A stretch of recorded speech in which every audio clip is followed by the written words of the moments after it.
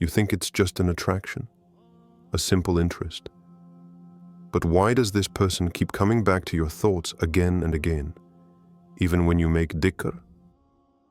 Why is it that every time you make dua, their name crosses your heart, even if you don't say it? What if it wasn't a coincidence? What if Allah, the Master of Hearts, was speaking to you through the things you experience, the people you meet, the dreams you have, and the emotions you don't even understand? What you take for a disorder could be a message. What you call an obsession could be an orientation. But be careful. Not all signs come from God. In this video, we will dissect the signs you receive, what they really mean, and above all, how to discern them with faith, clarity, and a purified heart. Stay until the end, for perhaps this video itself is a sign for you. 1. When signs become a language between your heart and your Lord. It's no coincidence that your heart awakens at the thought of this person. There are thoughts you cannot control, feelings that pass through your soul like gentle winds from an invisible world. You pray, you fast, you ask Allah to keep you away from all that is false. And yet, this person remains in your heart.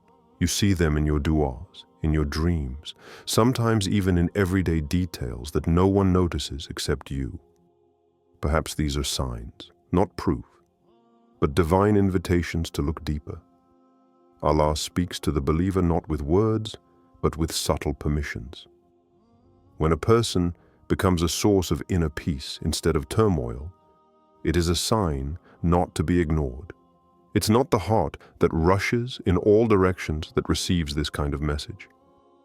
It's the one that is in a state of tawbah, of sincere searching, of enlightenment. There are times when you find yourself hearing their first name in a conversation that didn't even concern you. You meet their gaze when you didn't even want to be noticed. You feel a strange sweetness when their image crosses your mind, without desire, without plan, just a presence, a reminder. And you ask yourself, is it you, Ya Rab, who speaks to me through these things? The heart of the believer is a receptacle, and when it is cleansed of futile attachments, it becomes capable of perceiving what others call coincidence. What people overlook, the connected heart reads like a silent letter from above. It's an invisible science, a communication without noise. You don't choose it. You don't even want to convince yourself. But there is a direction that imposes itself on you, not to chase after that person, number just to elevate your gaze, to purify your intention, to understand that it is not love that is forbidden, but attachment that distances you from the Creator. And yet, even in this love, there are nuances. For if Allah allows your heart to love, He will also show you whether this love is a trial or an elevation. Look carefully. Has your connection with Him weakened since he or she entered your mind? Or has it strengthened? Are you more inclined to obey?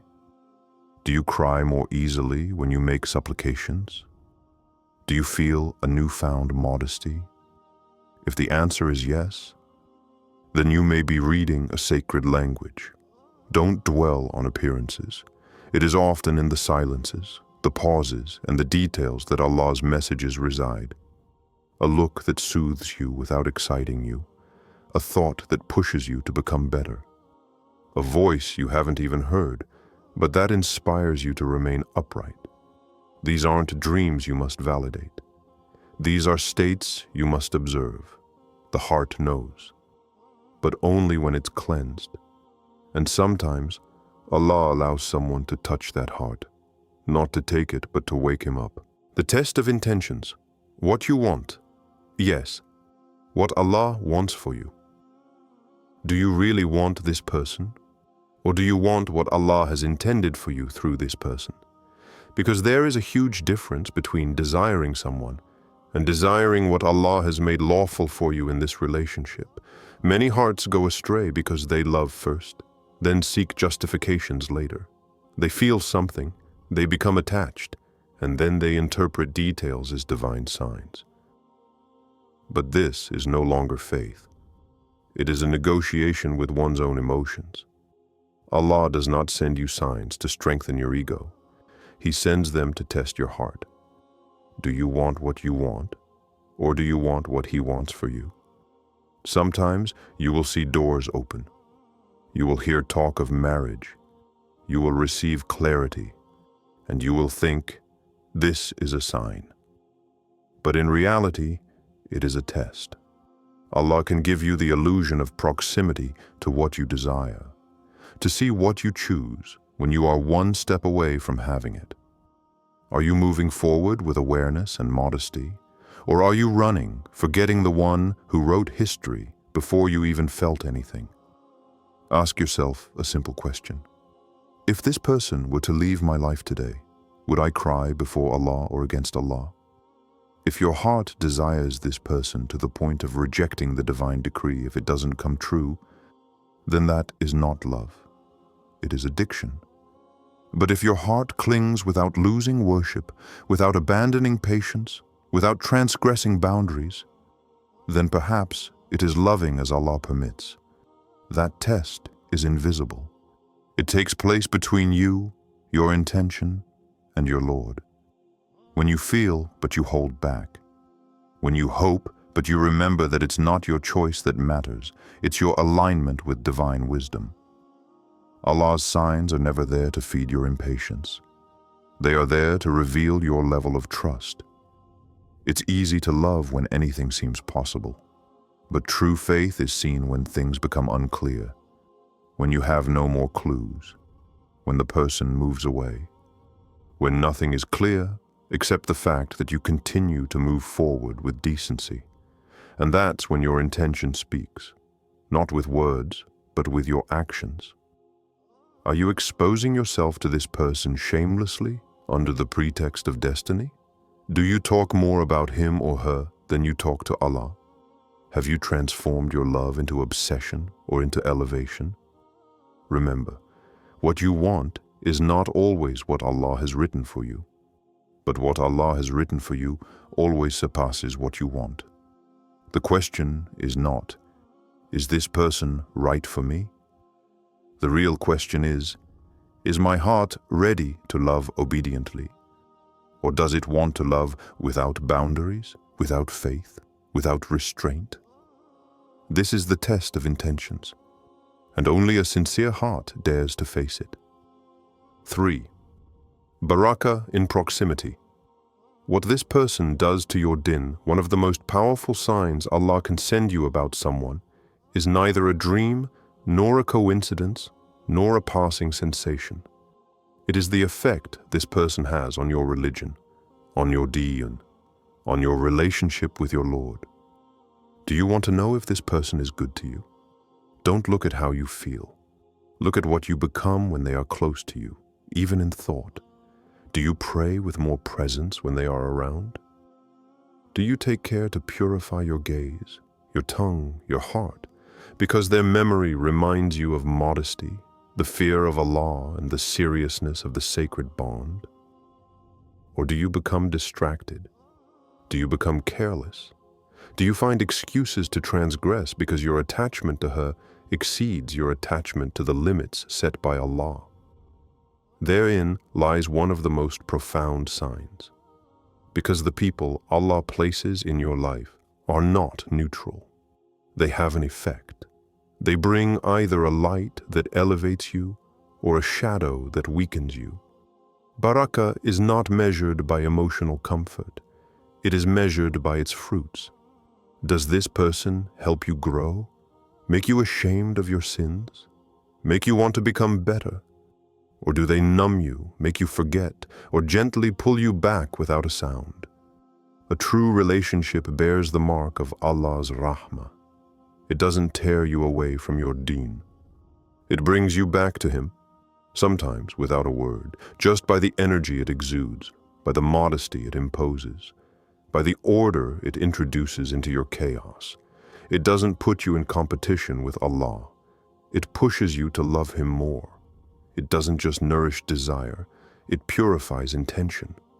Look carefully. It's not attraction that matters, it's the direction that attraction takes you. Some connections are beautiful but empty. Others are silent but full of faith. If Allah wants to honor you, He will send you someone who makes your deen more stable. You won't even need to change who you are to impress Him. On the contrary, you will want to purify yourself, not to please, but to deserve this closeness. And that's where we recognize barakah, in the constant remembrance of Allah that the other person brings, even without speaking. You see, souls don't lie. You feel it. If your heart becomes lighter, if your worship becomes more sincere, if your daily life becomes more aligned, there may be barakah in this relationship, not because it's perfect, but because it's permitted, encouraged, blessed. It's a silent sign, but it doesn't require any dreams, any visions, any hidden messages. It can be read in your behavior, in your state of mind, in the stability of your faith. And sometimes Allah places a person in your life not to fill an emotional void, but when Allah delays, it may be to purify.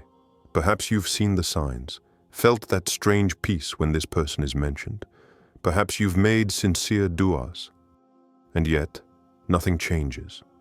Days pass, and it's as if the doors remain closed, as if the promise is there but suspended, present but unattainable.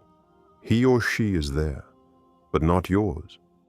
And you ask yourself, why show me all this, Ya Allah, if it's not to give it to me? But what you're experiencing is not a punishment. It's not an absence. It's a divine silent work on your heart. Sometimes Allah shows you a person, not to give them to you now, but to teach you to love without possessing, to hope without imposing, to be patient without doubting.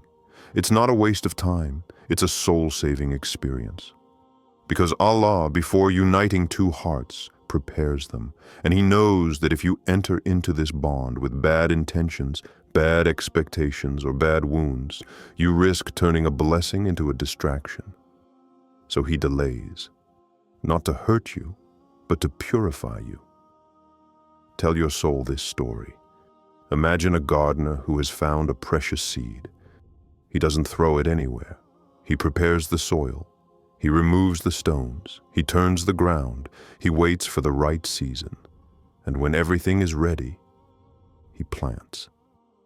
You want to see the flower now. But Allah prepares the soil of your heart so that it can welcome without wasting it. Perhaps He is showing you this person to teach you to love according to Him, not according to yourself. You want to possess. He wants you to submit. You want to see results. He wants you to become a person who deserves what you ask for. There is a posture that only delay can teach. Tawakkul, true trust, the kind that doesn't cry out, "Why not now?" but whispers, "I trust you even when I don't understand." And look at your heart. You no longer love them as you did in the beginning. It has become calmer, purer, less passionate but deeper. Because by constantly entrusting this person to Allah, you have understood that it is not being together that matters. It is being worthy of being united on His terms. When Allah delays, it is never for nothing. Perhaps it is because your soul still needs to learn to love in obedience, to wait without negotiating, to desire without idolizing. You are not forgotten. You are being shaped. 5. You can't follow the signs if you run away from istikhara. You want signs, but you haven't yet performed istikhara. You want Allah to show you clear direction, to enlighten you, to confirm or alert you, but you haven't questioned Him directly. We seek answers in the gestures of others, in dreams, in silences, in small coincidences. But we sometimes forget to do the most important thing: turn to the one who holds the truth of all things. Istikhara is not a formality.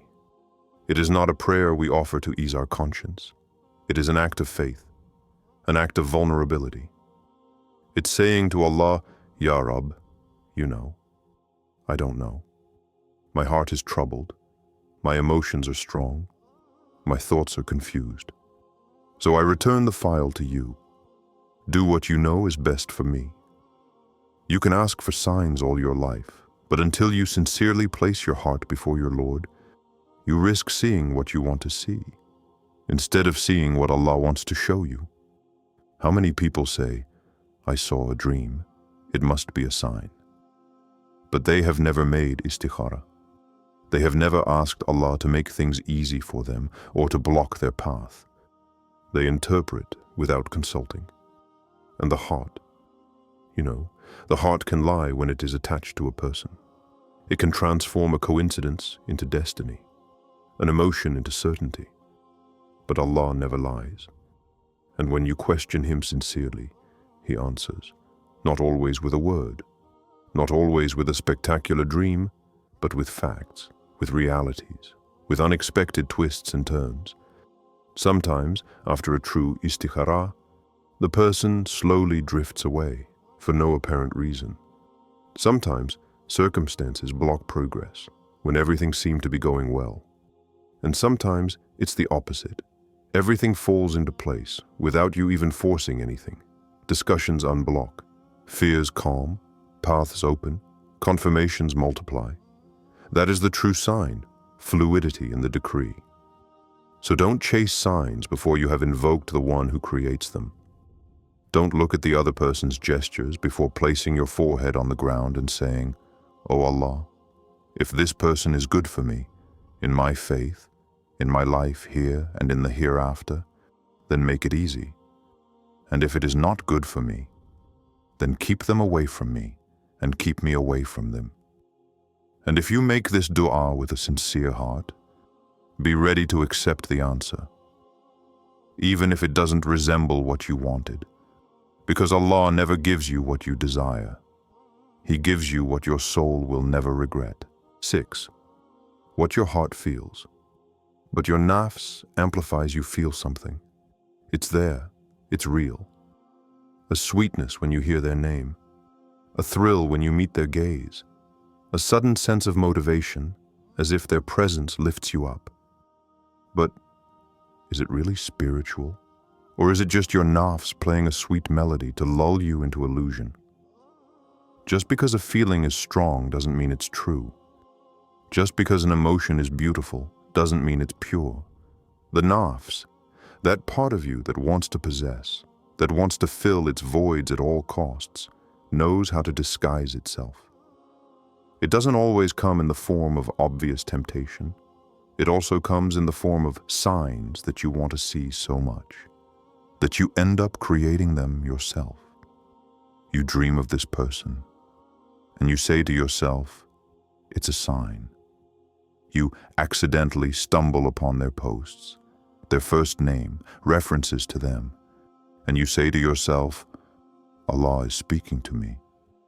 But if your heart is still full of expectation, uncontrolled attachment, impatience, then these things may come from your own mind, from your thoughts that are going round and round, not necessarily from heaven. That's why Allah, in His wisdom, insists so much on the purification of the heart, because that's where everything is decided, not in dreams, not in signs, not in others, but in you. The true sign is not agitation, it's peace. It's not sudden excitement, it's deep stability after praying. It's not the panic of missing the other. It's the serenity of saying to yourself, if it's written, Allah will bring it back to me. If it's not written, He will send me away. There are feelings that your nafs amplifies because you haven't yet learned to listen to it with discernment, because you haven't yet sorted out what comes from the ego and what comes from the soul. And this sorting, no one can do it for you, not even the person you hope for. But when you cleanse your intention, repair your relationship with Allah, seek His satisfaction before your own comfort, then you will see things differently. You will understand that sometimes what you take for a sign is just a mirror of your inner lack. And you will see that the true sign is when your heart remains calm, even in uncertainty. When you no longer feel that urgency to be loved, but a deep desire to please Allah even while waiting. What you feel may be sincere, but just because it's sincere doesn't mean it's healthy. You must purify, filter, observe, because only a heart aligned with its Creator can truly read the Creator's signs. 7. When Allah's silence speaks louder than all the signs, what if the signs stopped? What if you no longer dreamed of him or her? What if the coincidences disappeared? What if everything became silent, opaque, blurred? You search for answers, but the sky remains silent. Your heart calls, but there is no echo. Nothing is confirmed, nothing is denied. It's as if Allah has removed the clues you thought you saw everywhere. But sometimes it's precisely in this apparent emptiness that the greatest message lies. Because when Allah is silent, it's not because He's absent. It's because He wants you to stop looking around and start looking within. He wants you to understand that it's not this person who has power over your peace. It's Him. And perhaps this silence is a mercy, not a rejection. A sacred pause so you can redefine yourself, not a punishment. You think you need a sign. But Allah sometimes wants to wean you from your dependence on signs. He wants you to learn to love without guarantees, to be patient without certainty. He wants you to go through this ordeal, not to obtain someone, but to become a person more aligned with Him. What you are experiencing may not be an answer to your question, but a response to a deeper need within you. Perhaps you wanted a yes or a no, but Allah gives you a transformation. And therein lies the beauty of divine silence. It doesn't stifle you, it expands you, it elevates you. Allah's silence can be heavier than 1,000 signs, yes, but it can also be purer, more direct, more formative. For in this silence, there is a call to let go, to stop making the other the center, and to put Allah back where He belongs, the only one worthy of your constant search. Sometimes you think you're experiencing an emotional void, but in reality, you're experiencing a spiritual fulfillment. What you feel, this confusion, this lack of clarity, perhaps it's not a missing sign. Perhaps it's a space that Allah is creating within you so that you can finally understand. It's not the other you must reach. It's yourself. It's not the answer that must come from outside. It's the peace that must emerge from your inner connection with the Most High. Signs can guide, but silence, it can heal. If you're still here, it's because your heart is seeking more than mere attachment. It's seeking direction. It's seeking enlightenment. And maybe this person you love is actually a way for Allah to teach you something much greater. Signs aren't ready-made answers. They're mirrors, reflections, reminders.